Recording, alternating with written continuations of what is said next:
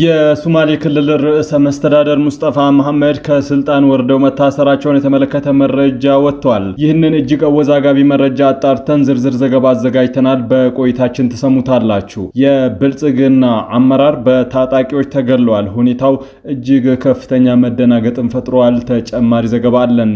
እናቱና እህቱን በስለት ቆራርጦ የገደለው ግለሰብ በሞት እንዲቀጣ ተወስኖበታል። በተመሳሳይ በሃይማኖት ላይ የቀለዱ ግለሰቦችን በእስር ተቀጥተዋል። በቆይታችን ተሰሙታላችሁ።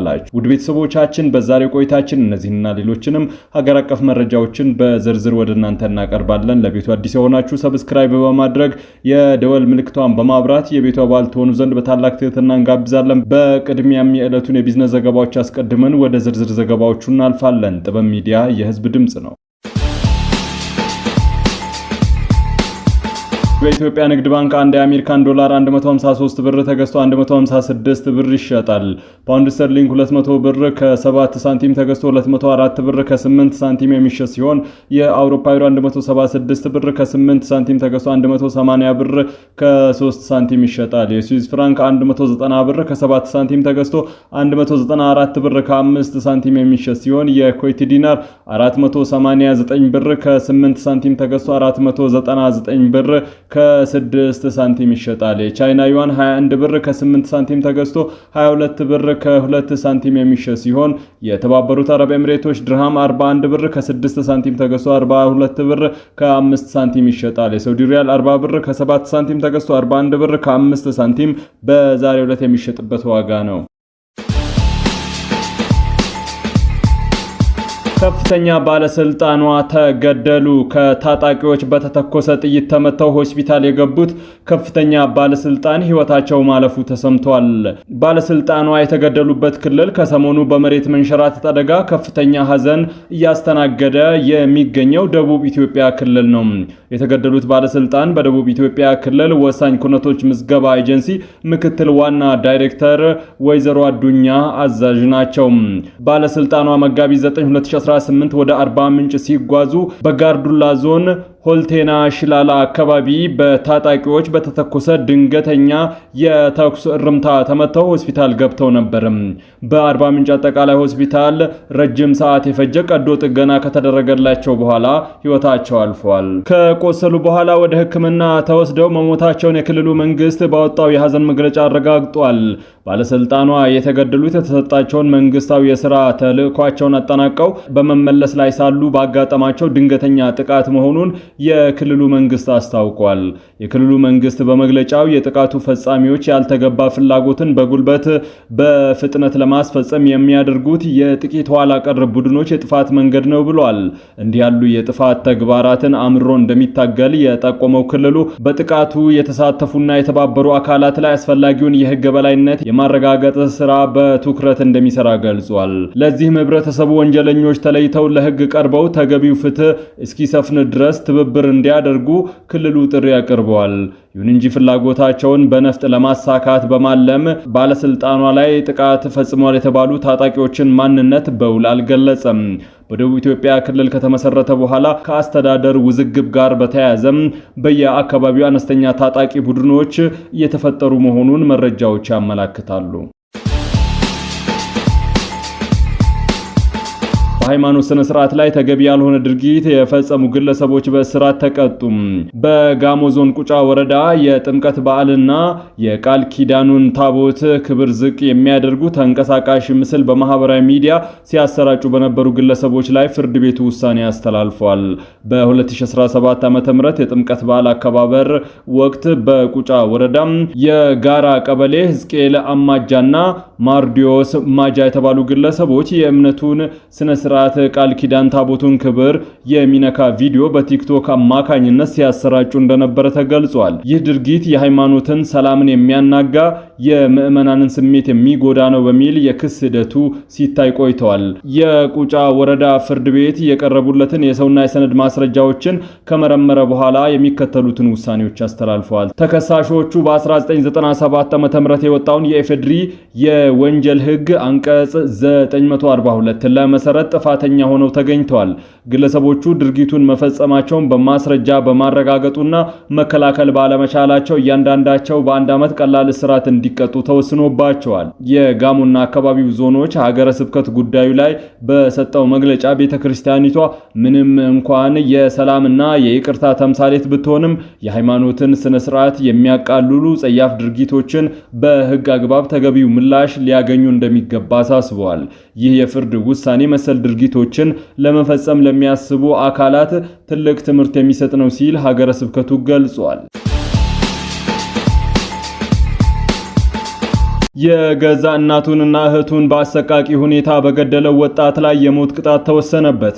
በሃዲያ ዞን የምዕራብ ባዳዋቾ ወረዳ ነዋሪ የሆነው ወጣት ሰንበቱ መንገሻ የገዛ ወላጅ እናቱንና እህቱን በአሰቃቂ ሁኔታ በመግደሉ በሞት እንዲቀጣ የሃዲያ ዞን ከፍተኛ ፍርድ ቤት የሾኔ ምድብ ችሎት በሙሉ ድምጽ መወሰኑን የምዕራብ ባዳዋቾ ዞን የመንግስት ኮሙኒኬሽን ጉዳዮች ጽህፈት ቤት አስታውቋል። እንደ ኮሙኒኬሽን ጽህፈት ቤቱ መረጃ ከሆነ ተከሳሹ ወንጀሉን የፈጸመው በጥር 9 2018 በገርቦ ቀበሌ በሚገኘው መኖሪያ ቤታቸው ውስጥ ነው።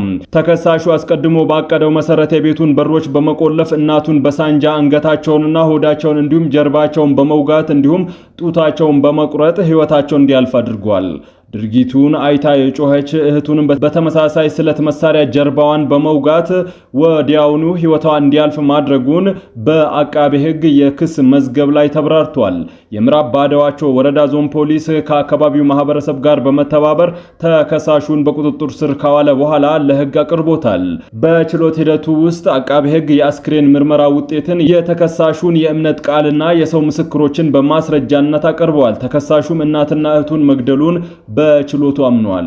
ጉዳዩን ሲመለከት የቆየው የሃዲያ ዞን ከፍተኛ ፍርድ ቤት የሾኔ ምድብ ችሎት መጋቢት 10 ቀን 2018 በዋለው ችሎት ተከሳሹ በፈጸመው ከባድ የሰው መግደል ወንጀል በ1997 የወጣውን የኢፌድሪ ወንጀል ህግ አንቀጽ 539 ቁጥር 1 ንዑስ አንቀጽ ሀ መሰረት ጥፋተኛ ሆኖ አግኝቶታል። ፍርድ ቤቱ የድርጊቱን እጅግ አሰቃቂነትና የተከሳሹን የጭካኔ ደረጃ ከግምት ውስጥ በማስገባት ግለሰቡ በሞት እንዲቀጣ በሙሉ ድምጽ መወሰኑን የምዕራብ ባዳዋቾ ወረዳ ኮሙኒኬሽን መረጃ ያመለክታል። ቻይና በኢትዮጵያ በአደጋ ለተጎዱ አካባቢዎች ድጋፍ ለማድረግ ዝግጅቷን ማጠናቀቋን የውጭ ጉዳይ ሚኒስትሩ አስታወቁም። ቻይና በኢትዮጵያ በአደጋ ለተጎዱ አካባቢዎች እንደ ሀገሪቱ ፍላጎት መጠን በአቅሟ ልክ ድጋፍ ለማድረግ ከጉዳት በኋላ ለሚከናወኑ መልሶ ግንባታዎች እገዛ ለማድረግ ፈቃደኛ መሆኗን የቻይና የውጭ ጉዳይ ሚኒስትር ቃል አቀባይ ሊያንጂያን ገልጸዋል።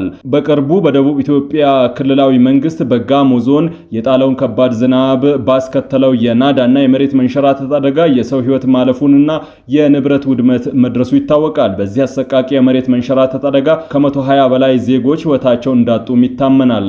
ቃል አቀባዩ ሊ በዚህ ሳምንት ጋዜጣዊ መግለጫ በሰጡበት ወቅት በደረሰው የህይወት መጥፋት የተሰማንን ጥልቅ ሐዘን እንገልጻለን ያሉ ሲሆን ቤተሰቦቻቸውን ላጡ ወገኖችም ልባዊ መጽናናትን እንመኛለን ብለዋል። አክለውም በኢትዮጵያ መንግስት መሪነት በአደጋ ለተጎዱ አካባቢዎች ነዋሪዎች ችግሩን ተቋቁመው በአጭር ጊዜ ውስጥ መኖሪያቸውን መልሰው እንዲገነቡ እናምናለን ሲሉ ገልጸዋል። እስራኤል ከ8000 በላይ ኢትዮጵያውያን ጥገኝነት ጠያቂዎችን ልታባረር እንደሆነ ተገለጸ። እንደ ሚድል ኢስት አይ ዘገባ የእስራኤል መንግስት በመጪው ሚያዝያ ወር በሀገሪቱ የሚገኙ 8000 ኢትዮጵያውያን ጥገኝነት ጠያቂዎችን ወደ ሀገራቸው ለመመለስ አቅዷል ነው የተባለው። የህዝብና ኢሚግሬሽን ባለስልጣኑ ከሚያዝያ 9 2018 ጀምሮ ስደተኞችን በቁጥጥር ስር ማዋልና ማባረር እንደሚጀምር አስታውቋል። የእርዳታ ድርጅቶች እንደሚገልጹት ሊባረሩ ካሉት መካከል 1000 ያህሉ ከትግራይ ክልል የመጡ ናቸው ተብሏል። የእስራኤል ጠቅላይ ፍርድ ቤት መንግስት የይሁዳውያን አይደሉም ያላቸውን እነዚህን ስደተኞችን እንዲያባረር ፈቅዷልም ተብሏል። በአሁኑ ወቅት እስራኤል ውስጥ 72000 ገደማ ጥገኝነት ጠያቂዎች የሚገኙ ሲሆን ከእነዚህ ውስጥ 57 በመቶ የሚሆኑት በድህነት ውስጥ እንደሚኖሩ የአሳፍ ድርጅት መረጃ ያመለክታል። መንግስት ስደተኞችን ህገወጥ ሰርጎ ገቦች በሚል መፈረጁም ተገልጿል። የሶማሌ ክልል ፕሬዝዳንት ሙስጠፋ መሐመድ ተናግረውታል ተብሎ በብዙዎች ዘንድ መደናገጥን የፈጠረውን ንግግር በተመለከተ ማብራሪያ እንዲሰጡ እርሳቸውን ለማግኘት የተደረገ ሙከራ አልተሳካም። በመጀመሪያም መቀመጫውን ኬንያና ሶማሊያ ባደረጉት ኤስኤስቲቪ ቀጥሎም በኢትዮ ፎረም የአማርኛ ዘገባ የቀረበው ይህ ንግግር ወቅታዊ እንዳልሆነ ለማረጋገጥ ችለናል። ንግግሩ ይዘት ተዛብቶ ሌላ ትርጉም እንዲሰጠው የተደረገ ከመሆኑም በላይ ከ5 ዓመት በላይ የቆየ ንግግር እንደሆነም ለማረጋገጥ ተችሏል። አቶ ሙስጠፋ በድምጽ ፋይሉ ላይ ሰፊ ማብራሪያ የሰጡት የቀድሞ የክልሉ ፕሬዝዳንት አብዲ ኢሌ ከመነሳታቸው ጋር ተያይዞ በወቅቱ እንዴት ወደ አመራርነት እንደመጡ ነው። ምላሽ እየሰጡ መሆኑን ከንግግራቸው ለመረዳትም ተችሏል። ንግግራቸውን ሲጀምሩ በአላህ ስም እጅግ በጣም ሩህሩህ በሆነው ጥያቄ ላቀረቡልኝ ወንድሞች በጣም አመሰግናለሁ ያሉ ሲሆን እኔ የመጣሁት በነበረው የጦርነት አደጋ ሁኔታ ነው ብለዋል። ከኔ በኋላ የሚመጣው መሪ ግን በሹመት መሆን የለበትም፣ በምርጫ መሆን አለበት። አንዳንድ አስገዳጅ ሁኔታዎች ስለነበሩ ነው ወደ ስልጣን የመጣሁት። ስለዚህ እኔ ላይ የሚቀርብ ልዩ ነቀፌታ የለም ብለዋል። በዚሁ ንግግራቸው ነፃና ፍትሃዊ ምርጫ ከመደረጉ በፊት ባላደራ መንግስት ለመሆን እንሞክራለን፣ ስልጣኑን ዝም ብለን ለራሳችን ይዘን አንቆይም ያሉ ሲሆን ይህ ንግግራቸው አሁን ያለውን የሶማሌ ክልል መንግስት በምርጫ ከመመስረቱ በፊት ከ5 ወይም ከ6 ዓመት በፊት የተናገሩት ስለመሆኑ በግልጽ ያሳያል ነው የተባለው። በመቀጠልም 100% ሳይሆን 130% እርግጠኛ ነኝ ከደጋሃቡር ተመርጬ የፓርላማ አባል እንደመሆን። ከምርጫው በኋላ እኔ ፕሬዝዳንት እሆናለሁ ወይስ አልሆንም የሚለው ጉዳይ ግን ለኔ ሁለተኛ ደረጃ ጥያቄ ነው ሲሉ ተናግረዋል። ዋናው ቁም ነገር የዚህ ክልል ህዝብ ተወካዮች በነጻነት እንዲመርጥ ማድረግ ነው ያሉ ሲሆን ንግግራቸው የ2013ቱን ሀገራዊ ምርጫ አስቀድሞ የተነገረ መሆኑን ያረጋግጣል። ምክንያቱም የ2013 በምርጫ አሸንፈው ፓርላማ ገብተዋል፣ እንዲሁም ላለፉት 5 ዓመታት የክልሉ ፕሬዝዳንት ሆነው መርተዋል። በሌላ በኩል ምርጫው ፍትሃዊ አይሆንም ብዬ አምናለሁ ብለዋል ተብሎ የተሰራጨው ዘገባ ሆን ተብሎ የተሰራ ትርጉሙ የተለወጠ ነው። እርሳቸው ያሉት በአንድ ጊዜ 100% ፍጹም የሆነ ምርጫ ይካሄዳል ብለን አንጠብቅም የሚል እንጂ ምርጫው ነፃ አይሆንም የሚል አይደለም። ቃል በቃል የተናገሩትም እንዲህ ነው። እኛ የኢትዮጵያ አካል በመሆናችን በሀገሪቱ ያለው ሁኔታ እኛንም ይነካናል። ነገር ግን በሀገራችን የምርጫ ሂደት ላይ ያሉ አንዳንድ መዋቅራዊ ችግሮች በመኖራቸው አንድ ጊዜ 100% ነፃና ፍትሃዊ ምርጫ ይካሄዳል ብዬ አላምንም የሚል ነው።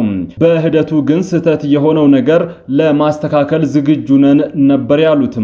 አቶ ሙስጠፋ ስለ ኢትዮጵያ መፈራረስ ተናገሩ የተባሉት ከተሳታፊዎች ለቀረበላቸው ሀገሪቱ ብትበታተንስ የሚል ጥያቄ የሰጡት ምላሽ ነው። ይህ ሐሳብ የራሳቸው ሳይሆን ከተሳታፊዎች ለተነሳላቸው ጥያቄ የሰጡት ምላሽ እንጂ እርሳቸው ሀገሪቱ ትበታተናለች ወይም ሌላ መንግስት እንመሰርታለን የሚል ሐሳብ አላነሱም። ወቅቱም በ2013 ዓ.ም በነበረው የፖለቲካ ውጥረት በተለይም በህወሓትና በፌዴራሉ መንግስት መካከል የነበረው ግጭት ጫፍ የደረሰበት ወቅት በመሆኑ እንዴት ፕሬዝዳንት ሆንክ ተብሎ ከተሰብሳቢዎች ለተነሳላቸው ጥያቄ ነበር። እኛ የዚህ ሀገር አካል እስከሆነን ድረስ በሀገሪቱ ህግ እንመራለን። ነገም ወይም ከነገ ወዲያም ሀገሪቱ ብትከፋፈል እንኳን አንድ ጊዜ መንግስት ሆነን በ6 ወር ውስጥ ምርጫ እናካሄዳለን እንጂ ስልጣን ይዘን አንቀጥልም ነበር ያሉት። ምንም እንኳን በአማርኛ የቀረበው ይህ ዘገባም ብዙዎችን ያሳሰተ ቢሆንም እስካሁን ድረስ ስለ ድምፁ ፋይል አቶ ሙስጠፋም ሆነ ከሶማሌ ክልል ፕሬዝዳንት ጽህፈት ቤት የተሰጠ ምላሽ የለም። ይህን መረጃ መነሻ በማድረግ በርካታ የማህበራዊ ሚዲያ ገጾች በኤአይ ጀነሬት የተደረጉ ፎቶዎችን በማቀናበር ፕሬዝዳንቱ በመንግስት ቁጥጥር ስር መዋላቸውን ዘግበዋል። መረጃው ፍጹም የተሳሳተና ሆን ተብሎ የተቀነባበረ ነው። ውድ ቤተሰቦቻችን ለሰዓቱ የመራረጥናቸው ዘገባዎች በዚህ አብቅተዋል። ከኛ ጋር በመሆን መረጃን ከጥበብ ስለተከታተላችሁ ከልብ አመስግነን ተሰናበትን። ለቤቱ አዲስ የሆናችሁ ሰብስክራይብ በማድረግ የደወል ምልክቷን በማብራት የቤቱ አባል ትሆኑ ዘንድ በታላቅ ትህትና እንጋብዛለን። ሰላም።